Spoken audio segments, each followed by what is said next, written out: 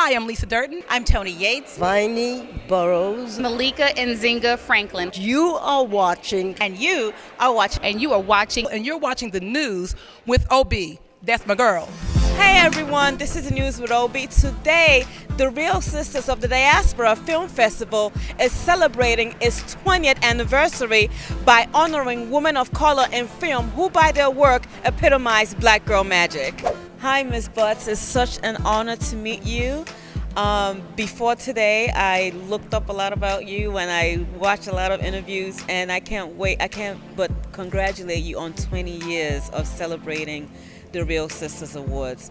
What really inspired you to start this 20 years ago? Well, I was just inspired by the fact that there's so many talented actresses, producers, and directors who are women of color, but so few outlets where they could get their films out there and be on television. So 20 years ago, I said, why not just start, an organization that will do it? And now you can see it's come full circle. You have Ava DuVernay, you have Shonda Rhimes, you have everyone now presenting spaces for women of color, along with Real Sisters who is still doing it. Yeah, and I know you've always held it here in New York. Why do you think an event like this is important, especially in this day and age?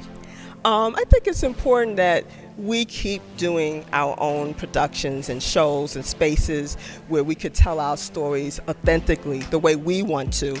And I want to just make a little bit of a correction. We always say that we're the first Brooklyn-based film festival devoted to women of color, and we claim that. Yes. We claim it because Brooklyn is first class. Yes. First class everything, women of color film, everything, Brooklyn. And we're glad that we are still here in Brooklyn tonight. Talk to us a little bit about the honorees that we're going to be seeing that are receiving awards tonight. Yeah, I'm so excited about all three honorees.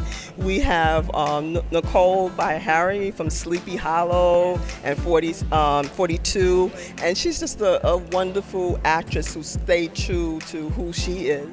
There are some amazing women here that have inspired me, whose films changed the trajectory of my life.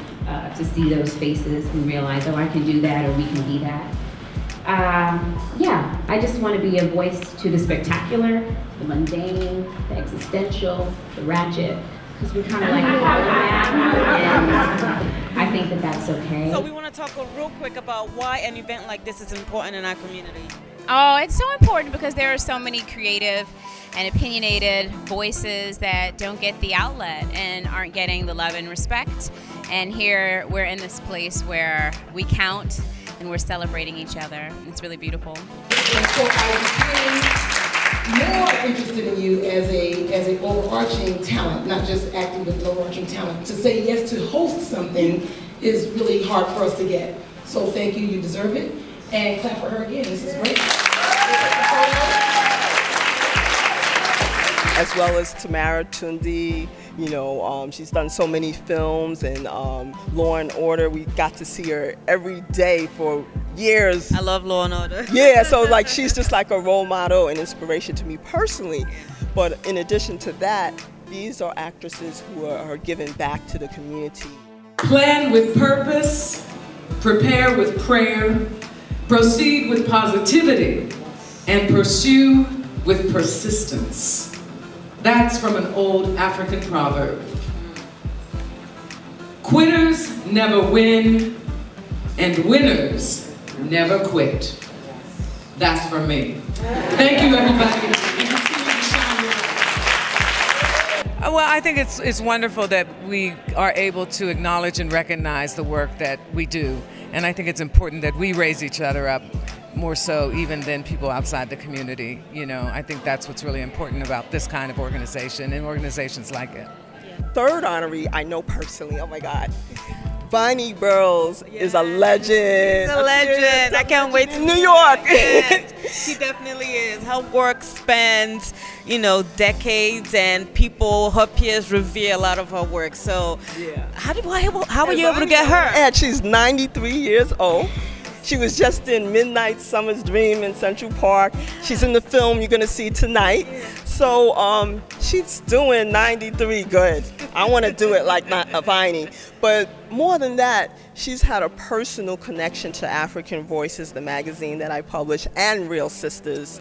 She's, supported our programs in so many different ways. So for Real Sisters to honor her is just to say thank you. And we wanted the program to be intergenerational. And I love Lisa Durden, our curator. She understands the vision of Real Sisters. This is her second year, but she's like a Real Sisters, like she's been in the trenches for 10 years. Yeah. She's been doing it for a while. Yeah. So I'm loving everything that's happening here. Real Sisters has been functioning. Is amazing. A film festival, recognizing and encouraging the contribution and the work of both seasoned and veteran and emerging and young filmmakers. We are here celebrating being empowered. And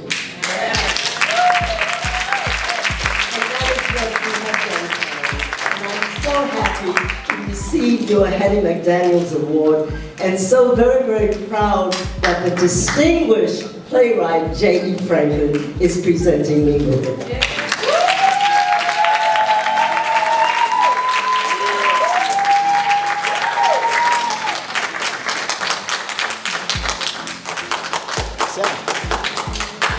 Sal.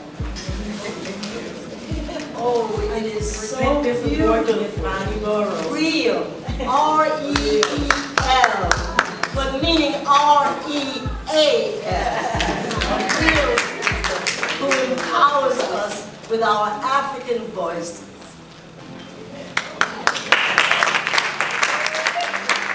If you are a singer or a writer or even a politician, there are some issues, there are some foundations from which you work. We can always think of composition. We can always think of rhythm. We can think of color. We can think of pacing. We can think of intensity in any form of work and in any art expression. It was so wonderful that Jumaane Williams was here, and I do hope that he plays a stellar role in the city council, and I would hope he could become the speaker. I don't know whether that's possible or not, but he was here, and recognizing also that politics is an art form. Yes, it's an art form, and it's important to us. So talk to us about an event like this. Why do you think this is important in our community? I think the platform for especially African American women has grown so much, but I also think that there are still women out there who don't feel like they can make it, like they don't have the support and they don't have the resources. And when you're talking about performance, when you're talking about television and film and stage, people can get discouraged really quick because there's so many people who tell them no, you can't do it, and you turn down for roles, and you see the inspiration, and you hear women say, I've done this and that, and I always stuck with it, and I never gave up, and I never quit. And that was the one thing that I heard from Tamara, and to hear those women, to see her, what she does every single day. It's like I said, when I was on stage, I felt like I was growing 3 inches every time I saw one of those women come up and talk. And Vinie, 93 years old and still going strong. That's inspiration for all of us who have tried and tried for years to get to the top of our game with whatever we choose to do in life. Woman, to the little girl, to the oldest of our matriarchs. With child or without child, woman, it doesn't matter, you're still a woman. Woman, to guide us, woman, to lead us, woman.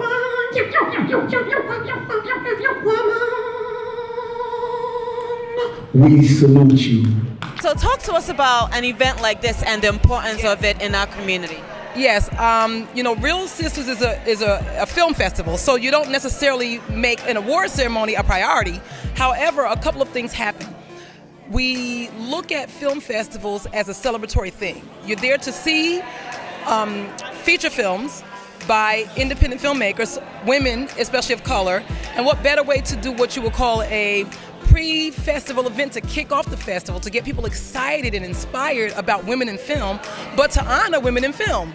So the women who we honor are usually women who have had a long-standing career in film. Some are longer than others. You saw it was intergenerational. We had somebody very young like Nicole Beharie, somebody sort of middle-aged like me. I'm guessing she's in her 50s, and then we had like an elder. So we want people to know who these people are. Now Tamara Tunie is on Law & Order, so you know her, and Nicole Beharie, but by name it's hard to know sometimes their name, but you know their faces. But a lot of times these mainstream media don't give people who are not as mainstream honors. They are going to always give like Oprah an honor. She's got a gigantic name. But there's all kinds of folks on many levels in film who are women that we want people to know about. So that's what this particular award ceremony is about, is honoring them as a way to celebrate and kick off our film festival before it happens. So as a curator, what do you look at when you start putting together the films that are going to be in this? That's a good question. So as the curator, what I do at this festival is I select about 10 specially invited films, because what we want to do is we want to continue to have filmmakers submit films until June. And so what Carolyn was finding was, by the time you submit the film and then they look at the film and give you the letter saying you were in the film festival, it would be August. And there was not a whole lot of time to promote between August and October. So she brought me in to bring some early films in that are already at that level that they want, and left me to judge that, so that we can start using those 10 strong films to promote the film very early on. So right about May, we begin to promote those films that I brought in. And so when I look for films, I don't look for films, I look for works in progress, I look for web series, I look for feature films, I look for documentaries, film shorts, I look for sci-fi. I don't look for films that I like, because my taste is a little weird. I look for films that I know that people need to see, even if it's not something I particularly like.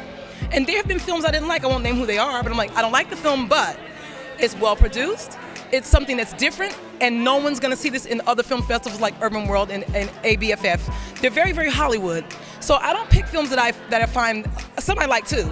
It's just about the diversity of the films. So usually I find films many ways. I'm a filmmaker, so I know filmmakers. Hey, you got anything new going on?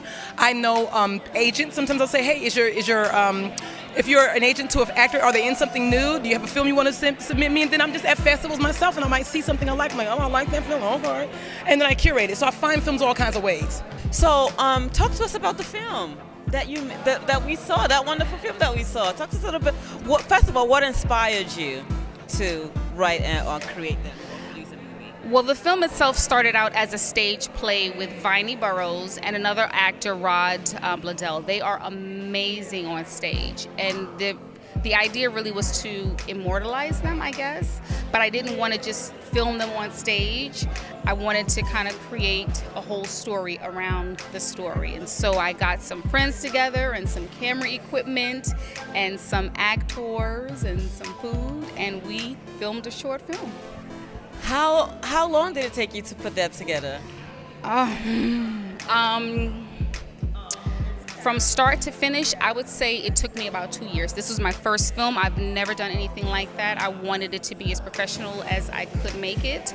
I had to go to SAG and get release. I had to get production requirements and contracts. So from start to finish, about 2 years. And that includes the editing and the filming, everything. And here we are today. And here we are today in the Real Sisters Film Festival. Talk to us about why this means a lot to you, why this is important to you. I already know, but we want to hear from you. Well, I think all actors, but especially actors of color, need a platform to showcase their works. And we don't always have that. And this is a great story, and they're great actors. And being an actor myself, I wanted a true opportunity to see what it is like in front of the camera. What things you need to do as an actor. And so when you're behind the camera, it's like teachable moments. As you're directing someone, you're learning yourself. So, well, congrats. Thank you so much. That was amazing. And what should we look forward to see in the future from you? What do you have in the works? I have a couple of things in the works. I have another play which was written by my mother that I'm going to turn into another short film, Miss J.E. Franklin. This particular play has 2 sisters involved in it and a cemetery. It is not a scary movie. I don't like scary movies, but it is something that I'm thinking about working on. So as soon as we get a team together and we get some actors, maybe myself, then we'll start working on it. So that's something to look forward to. Some of the films you expect to see. Right, so the 17th is another one of those pre-festival events, and actually it was a film I was a producer on. I was a co-producer on a film called Title VII by a director named Nicole Franklin, and Nicole Franklin has been around for 1,000 years. She's been at Real Sisters since the beginning, so they're literally kind of giving her an honor while they're featuring her film at the Filmmakers Award ceremony for the filmmakers in the festival who won honors here. But they're going to feature her film and give her a Lifetime Achievement Award at that award ceremony. And so her film, Title VII, is about a legislation that permits you from discriminating against people in the workplace based on race. But her film is turning it on its head. What happens when a black person discriminates against their own people, when the same race discrimination happens? So it's a very interesting piece. It's a feature film. So that's what we're doing on the 17th. And then right after that, we're going to go right into the festival. And so people are going to become excited to see the award ceremony and then the Filmmakers Award ceremony and the different events. We had something at Brick. So all of these pre-festival events are letting folks know, hey, we're getting ready to jump this off on the festival on the 21st. So that's what those things are for. And then the 21st, we're going to see a variety of films. You know, foreign films, when you have like the subtitles. We're going to see American films. We're going to see shorts. We're going to see some kiddie films, which are fun, you know. It's just a breadth of different films. It's not always something serious. It's fun films, some Black Power films. So a variety of different topics and titles and kinds of characters you're going to see, which is what Real Sisters is about. Real Sisters, R-E-E-L, sisters. The mission of Real Sisters is really about building. It's about together, how can we rise together? You know, as women, as a community, as a family. So I'm just saying that's what this whole event and the film festival is about, trying to work together. And anyone who's out there, this is a kickoff. We have October the 21st and the 22nd. Please tell your friends about the film festival. We'll be at the Magic Johnson Theatre and the Alamo up the block. And I just want to say another landmark thing is that we're presenting the films in a professional theater, which is just amazing. Please make connections, talk to each other, and let's keep building. Thank you.